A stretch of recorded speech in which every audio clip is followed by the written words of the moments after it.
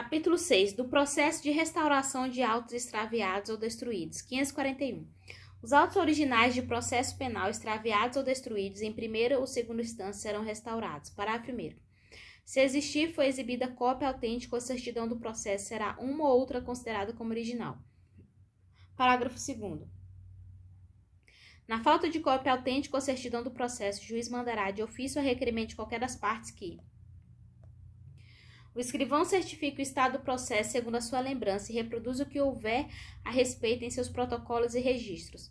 B. Sejam requisitados cópias de que constar a respeito do Instituto Médico Legal, no Instituto de Identificação Estatística ou em estabelecimentos congêneres, repartições públicas penitenciárias ou cadeias. C. As partes sejam citadas pessoalmente ou, se não forem encontradas, por edital com prazo de 10 dias para o processo de restauração dos autos. Parágrafo 3º. Proceder-se à restauração na primeira instância, ainda que os autos se tenham extraviado na segunda.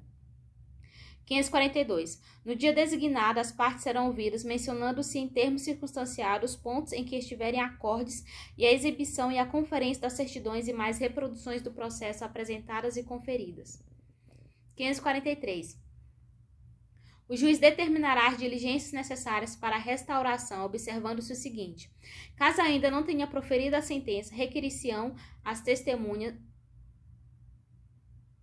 Repetindo, caso ainda não tenha sido proferida a sentença, requerir-se-ão as testemunhas, podendo ser substituídas as que tiverem falecido ou se encontrarem em lugar não sabido. Os exames periciais, quando possível, serão repetidos e de preferência pelos mesmos peritos. A prova documental será reproduzida por meio de cópia autêntica ou, quando impossível, por meio de testemunhas. Poderão também ser inquiridas sobre os atos do processo que deverá ser restaurado as autoridades, os serventuários, os peritos e mais pessoas que tenham nele funcionado. O Ministério Público e as partes poderão oferecer testemunhas e produzir documentos para provar o teor do processo extraviado ou destruído. 544. Realizadas as diligências que, salvo motivo de força maior, deverão concluir-se dentro de 20 dias, serão os autos conclusos para julgamento. Parágrafo único. No curso do processo, depois de subirem os autos conclusos para a sentença, o juiz poderá, dentro de 5 dias, requisitar de autoridades ou de repartições todos os esclarecimentos para a restauração. 545. Os selos e as taxas judiciárias já pagos nos autos originais não serão novamente cobrados. 546. Os causadores de extravio de autos responderão pelas custas em dobro, sem prejuízo da responsabilidade criminal. 547. Julgada a restauração, os autos respectivos valerão pelos originais. Parágrafo único. Se no curso da restauração aparecerem os autos originais, neste continuará o processo, apensos a eles os autos da restauração. 548. Até a decisão que julgue restaurados os autos, a sentença condenatória em execução continuará a produzir efeito desde que conste da respectiva guia arquivada na cadeia ou na penitenciária onde o réu estiver cumprida a pena ou de registro que torne a sua existência inequívoca. Capítulo 7. Do processo de aplicação de medida de segurança por fato não criminoso. 549. Se a autoridade policial tiver conhecimento de fato que, embora não constituindo infração penal, possa determinar a aplicação de medida de segurança, deverá proceder a inquérito a fim de apurá-lo e averiguar todos os elementos que possam interessar a verificação da periculosidade do agente. 550. O processo será promovido pelo Ministério Público mediante requerimento que conterá a exposição sucinta do fato, as suas circunstâncias e todos os elementos em que se fundar o pedido. 551. O juiz, ao proferir o requerimento, ordenará a intimação do interessado para comparecer em juízo a fim de ser interrogado. 552. Após o interrogatório ou dentro do prazo de 2 dias, o interessado ou seu defensor poderá oferecer alegações. Parágrafo único. O juiz nomeará defensor ao interessado que não o tiver. 553. O Ministério Público, ao fazer o requerimento inicial e a defesa, no prazo estabelecido no artigo anterior, poderão requerer exames, diligências e arrolar até 3 testemunhas. 554.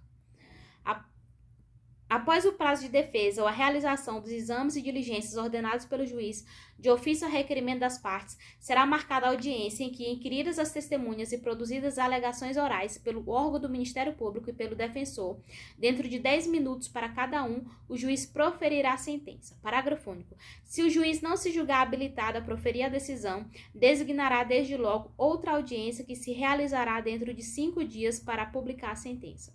555. Quando, instaurado o processo por infração penal, o juiz, absolvendo ou impronunciando o réu, reconhecer a existência de qualquer dos fatos previstos no artigo 14 ou no artigo 27 do Código Penal, aplicar-lhe-á, se for o caso, medida de segurança. Título 3. Dos processos de competência do Supremo Tribunal Federal e dos Tribunais de Apelação, 556 a 566, 556 a 562 revogados. Livro 3. Das nulidades e dos recursos em geral. Título 1. Das nulidades. 563. Nenhum ato será declarado nulo se da nulidade não resultar prejuízo para a acusação ou para a defesa. 564. A nulidade ocorrerá nos seguintes casos: por incompetência, suspeição ou suborno do juiz, por ilegitimidade de parte, por falta das fórmulas ou dos termos seguintes: a denúncia ou a queixa, a representação e nos processos de contravenções penais, a portaria ou auto de prisão em flagrante. Repetindo. 3. Por falta das formas ou dos termos seguintes: a denúncia ou a queixa, a representação e nos processos de contravenções penais, a portaria ou auto de prisão em flagrante. B. O exame de corpo de delito nos crimes que deixam vestígios, ressalvado o disposto no artigo 67. C. A nomeação de defensor a réu presente que o não tiver ou ausente e se de curador ao menor de 21 anos. D. A intervenção do Ministério Público em todos os termos da ação por ele intentada e nos da intentada pela parte ofendida quando se tratar de crime de ação pública. E. A citação do réu para ver se processar o seu interrogatório quando presente e os prazos concedidos à acusação e à defesa. F. A sentença de pronúncia, o líbelo e a entrega da respectiva cópia com um rol de testemunhas nos processos perante o tribunal do júri. G. A intimação do réu para a sessão de julgamento pelo tribunal do júri, quando a lei não permitiu o julgamento à revelia. H. A intimação das testemunhas arroladas no líbelo e na contrariedade nos termos estabelecidos pela lei.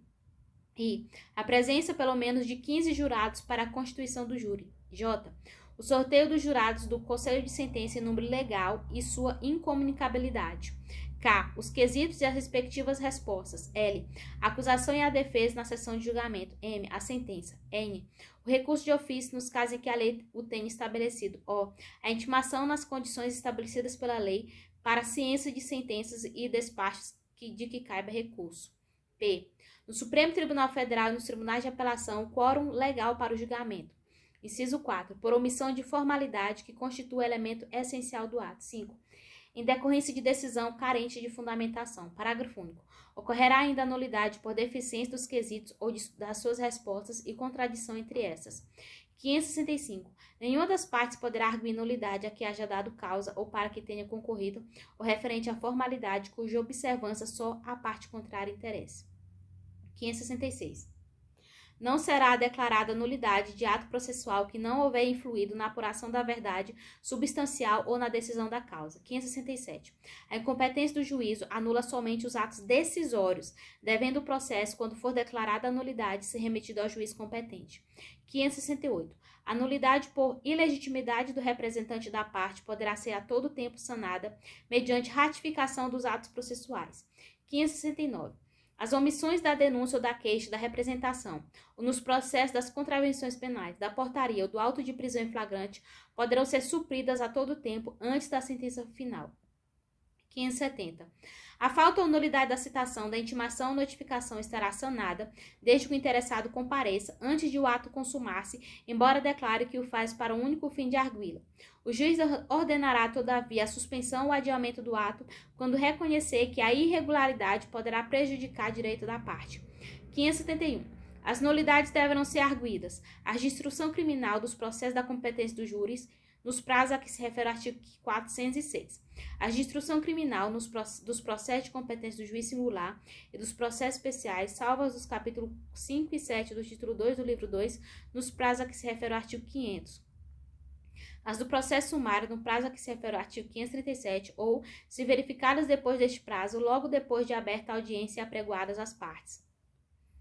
As do processo regulado no capítulo 7, título 2 do livro 2, logo depois de aberta a audiência. As ocorridas posteriormente à pronúncia, logo depois de anunciado o julgamento e apregoadas as partes. As de instrução criminal dos processos de competência do Supremo Tribunal Federal e dos tribunais de apelação nos prazos a que se refere o artigo 500. Se verificadas após a decisão da primeira instância nas razões de recurso ou logo depois de anunciado o julgamento do recurso e apregoadas as partes, as do julgamento em plenário, em audiência ou em sessão do tribunal logo depois de ocorrerem.